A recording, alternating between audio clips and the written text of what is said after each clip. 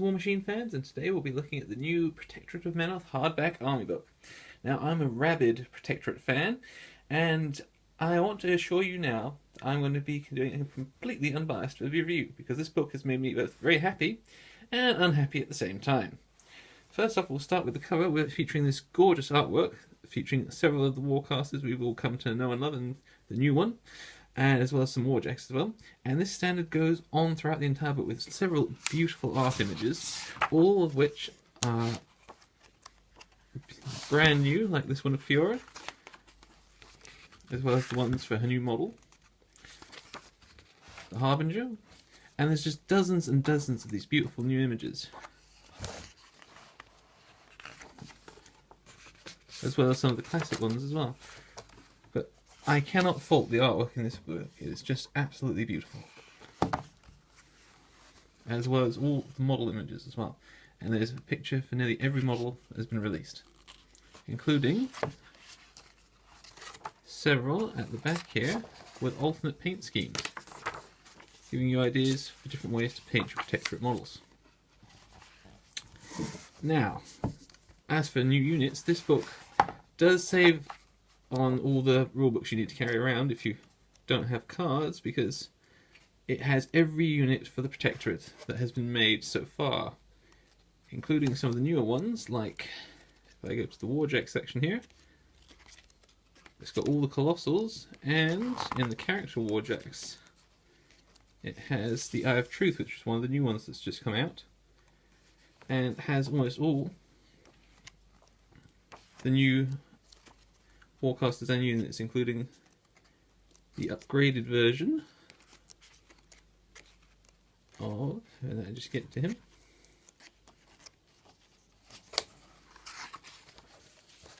there's the new Fiora,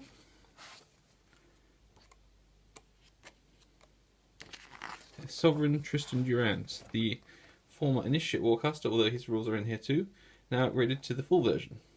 Now I'm looking forward to trying him out.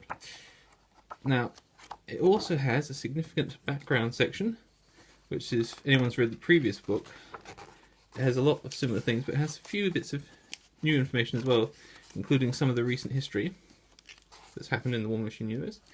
We also have these new theme forces for using your force, which haven't been anywhere before, so this is the first time people get to use these. We have the Creator's Might, which has Protectorate Warcasters, non-character Warjacks, the Avatar of Menoth, Vassal Models units, the Choir of Menoth units, Visgoth, Javai, Rovan, and Olagard, Covenant of Menoth, Hierophant Solos, Initiate Tristan Durant, Rack Solos, and Protectorate Battle Engines.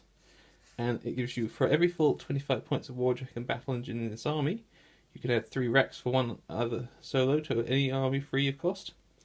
So you can get 3 racks. That's been in several theme forces before. The Solos and Choir of Menoth units in the army gain reposition 3 inches. At the end of an activation in which it did not run or fail a charge, a model with reposition 3 can advance up to 3 inches if its activation ends. Now, for any Protector of Menoth player that uses the Choir, which is pretty much all of us, you'll know that that is a huge thing, because the Choir cannot run and use their ability. So while the front line of Warjacks is running up, they can get left behind. So being able to reposition an extra 3 inches is huge. Friendly models and units can begin the game affected by the upkeep spells of Warcasters in this army. These spells and their targets must be declared before either player deploys any models. Warcasters in this army do not have to spend focus to upkeep their spells during the first turn of the game. So that's been in several theme forces before, but once again it's really handy just to get all your focus, all your spells out there quickly, and you don't have to upkeep them the first turn. You also have Guardians of the Temple, which consists of Protectorate Warcasters, non-character Warjacks, Flame Guard models and units, Choir of Menoth units, Reclaimer Solos, Vassal Solos, Rack Solos, and that gives you, for every full 20 points of Flame Guard model units in the army, you can add 1 Flame Guard command attachment or 1 small base solo to the army, free of cost. Free models do not count towards the point and total value of Flame Guard models units in the army when calculating this bonus. And it gives you Warjacks in this army gain Girded, a model with the Girded and friendly models base to it do not suffer blast damage. So you can have all your Warjacks with Girded rather than just the Vigilant. And up to 1 Daughters of the Flame in this army gain Ambush. You can choose not to deploy a unit with Ambush at the start of the game.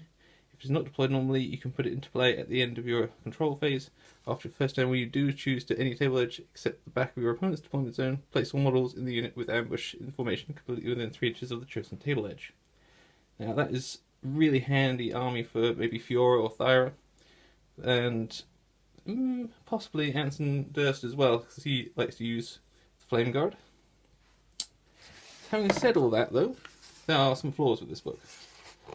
The biggest one I have is that Privateer Press have released images of several new solos and other models that are coming out soon, such as a new Knight Exemplar one, and the rules for them aren't in this book, so we'll have to just rely on the cards.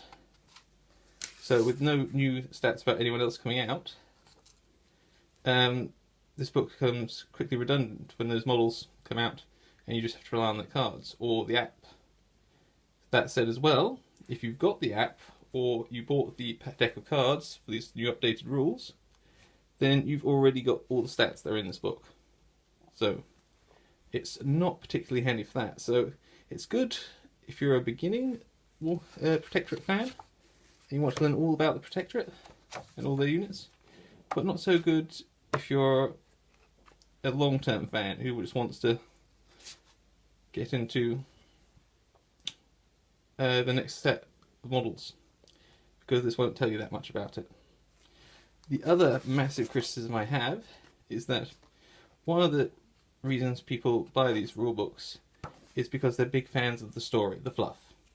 And every rulebook that Privateer Press has published so far has had an addition to the Warmachine story. It's continued it somehow, even if it's just in a small way. This book has nothing. In the old ones there used to be a bit of the story before the rules and after. In this you've got a foreword with a nice map of the Protectorate, and then straight into background history, but no story. No addition to the fluff. And at the end we have the nice painting guide and all the model pictures, but nothing there either. So this book does not advance the story in any way. So in terms of would I buy this if I was a fan of Warmachine, which I am, yes I would, because I enjoy the Protectorate a lot and I do like all the images in this book. But in terms of how it adds to my game, it doesn't, because it doesn't add any new story to the whole plot of Warmachine. It doesn't give me any new stats that I didn't already have from buying the deck of cards, Warmachine Mark III, for the Protectorate. So I think it's really just something you'd want to buy if you were new and you wanted to start collecting the Protectorate. And the only thing to really, really sell this to you, if you're already an existing fan who's got all the cards for Warmachine Mark III, is these theme forces. That's the only new thing you can get out of this book. So if you're a massive fan of the Protectorate and you like the images and you want these theme forces, then buy it. But if you're one who's already got all the cards and you're not that bothered about getting the theme forces, or you can find them from a friend who's got the book, then this doesn't advance the story in any way and it doesn't offer any new units. So it might be worth saving your money and just using it to buy more models. Alright, that's all we've got time for this time, Warmachine fans. Remember to like and subscribe.